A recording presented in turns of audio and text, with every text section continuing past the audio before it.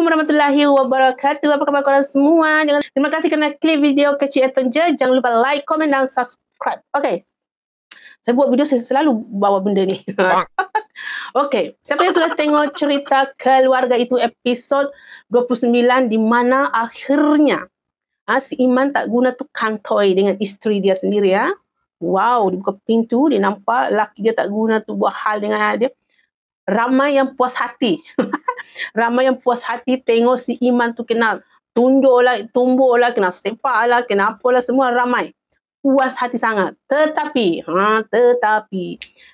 Umi Aida secara, bukan di dalam drama, di luar drama, meminta maaf kepada Abang Roshan Noor. Dia kata tak pernah buat adegan yang macam tu sampai betul-betul kepala dia kena sepak lah, apalah sebagainya. Dia minta maaf dengan bini dia, dia minta maaf dengan anak dia, cucu dia, menantu dia. Dia minta maaf lah. Tapi Roshan kata, kita kerja. Dia kata, kita kerja macam ni kan. So, dia profesional lah. Tapi Umayyah kata, walaupun macam tu, dia tetap rasa macam tak berapa sedap hati lah kalau dia tak meminta maaf. Tapi, rata-rata netizen pula puas hati sangat dengan apa yang Cempaka buat dengan si Iman tak guna tu bila dah kantoi. Oh, dia kata, ini sudah lama kami tunggu. Akhirnya kena juga si Iman tak guna ni. Okey, kita bercerita mengenai drama pula. Sebetulnya kalau ikutkan minggu lepas tu drama ni sudah habis kan. Tapi sebabkan ada satu hari Ahad hari tu, minggu sebelum tu dia kena tunda. So next dia sampai episod 30. So satu episod lagi untuk hari Jumaat ni. Okey. Persoalannya adalah siapakah yang membunuh si Jihad, anak si Damia tu. Sebab Damia dah mengaku, dia kata dia yang bunuh. Tapi suami dia, si Aman pula. Yalah Aman. Si Aman tak mengaku. Tak boleh terima kalau, tapi si Aman ni tak boleh terima kalau polis tu kata, isteri kau dah mengaku. Kenapa kau masih berdegil? Dia cakap, dia mesti mengaku sebab korang semua yang paksa dia, desak dia, sampaikan dia mengaku. Tapi kalau saya rasa pula, memang dia lah kot yang bunuh dia. Siapa lagi? Si Boy, rasanya si Boy tak tahu tempat tinggal dia. Si Iman, ada yang komen di situ kata, si Iman yang bunuh sebab dia nak hapuskan DNA kononnya. Dia tahu ke tempat tinggal tu? Tapi masa si Aman balik kata rumah tu terkunci elok, dia ada apa kesan-kesan apapun. Tapi dia tak percaya juga kalau si Damia mengaku itu dia yang bunuh, dia tak mengaku. Dan yang paling geram jugalah dengan si Cempaka ni apabila dia menyalahkan si Husna. Kenapa kau tak beritahu awal-awal? Kalau kau beritahu awal-awal, benda ni takkan jadi. Kau membuatkan anakku tersiksa, katanya. Kalau otak dia habis, tu si Husna kata, dia nak cakap macam mana lagi? Si Mia anak sendiri yang dah cakap depan muka sendiri, dia dah cakap apa yang bapak dia buat tapi mak dia tak percaya. Lepas tu dia kata, saya ni menantu saja. Apa yang boleh saya buat? Saya menantu. Ada anak dia tunduk laki dia. Laki dia tu yang tak guna pun tak boleh tolong adik dia. Dia buat tak kisah je. Siapa lagi nak tolong mereka kalau bukan Husna? Dua abang dia tak guna. Si An tu okey lagi lah. Kan, cuma dia sentiasa busy.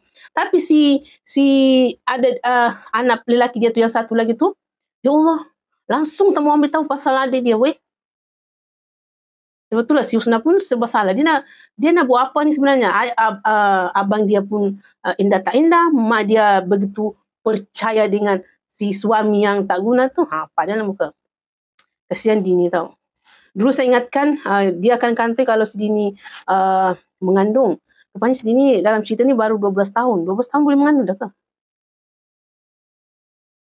Dan bila si Iman tak guna ditangkap, boleh pula dikata sebenarnya isteri saya tu berhalusinasi. Apa orang sebut?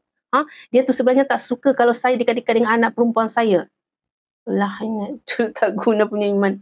Last bila dah kantoi, bila dia si Dini dihantar pergi ke hospital, cek dengan DNA semua apa segala macam, dah jumpalah. Dia kan masa si Cempaka jumpa dia kan dia tengah melakukan perbuatan tak senonoh dengan anak dia. Sebetulnya dia ada kesan-kesan di situ. Dia boleh mula-mula tak mengaku. Bila dia bagi tahu kalau ada air sekian-sekian di situ, baru dia mengaku. Baru dia bagi tahu, sebenarnya saya ada penyakit, saya tengah merawatnya, bla bla bla bla bla bla penyakit dia. Ish.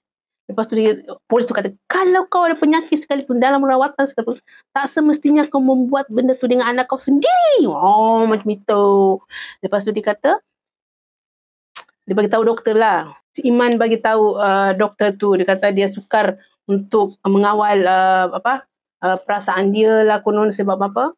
Bini dia tidak melayan lah apalah. So, untuk episod yang saya nak tahu lagi sekarang ni adalah siapakah yang membunuh si Jihad? Tu je, kesian budak tu. Dengan si Damianya lagi, kalau dia yang bunuh, dengan aktingnya lagi. Masa si Jihad di episod 28 masa Jihad dijumpai di dalam hutan tu yang sudah dikubur, dia punyalah menangis. Kalau dia sendiri yang bunuh, wish, memanglah. Boleh si Mia tak mengaku kalau dia tak ambil barang. Polis tu kata kau ambil barang kan? Mana ada? Mula dia tak mengaku. Lama-lama akhirnya mengaku juga. Susah kau polis kau mau lawan Mia.